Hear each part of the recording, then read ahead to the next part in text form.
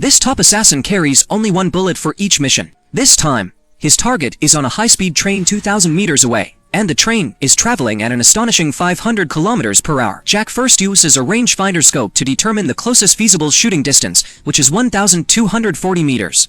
Next, he measures the wind speed, wind direction, and air humidity, and uses this data to adjust the trajectory of his sniper rifle. Finally, he loads the bullet, chambers it, and waits quietly for the target to appear. While moving his hands from time to time to prevent his fingers from stiffening, the train speeds along the track, and Jack aims at the moving target through the scope. Just as he is about to pull the trigger, he notices a little girl standing next to the target, so he quickly shifts the sniper rifle to the left. At the moment the train enters the tunnel, he pulls the trigger without hesitation.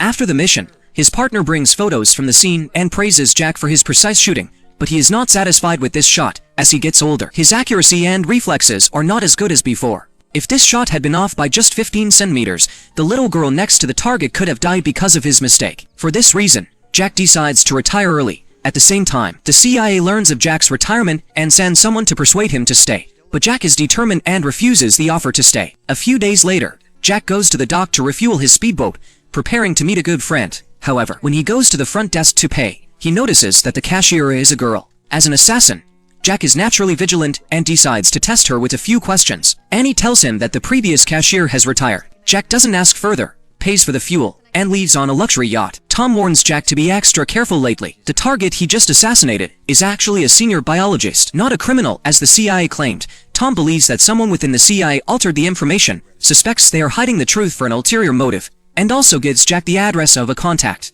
But neither of them realizes that their conversation is being fully monitored by the CIA. On his way back, Jack notices something wrong with the fuel gauge of his speedboat. After a vigilant check, he finds a listening device under the steering wheel. He immediately thinks of Annie. Jack quickly returns and finds Annie, handing her the listening device without a word. At this point, Jack clearly knows that Annie works for the CIA, but he doesn't press for more information. Meanwhile, the CIA director thinks that after training Jack for so long, since he can no longer serve them, they might as well get rid of him. That night, Jack suddenly receives a perimeter alert on his phone. Someone is approaching his house.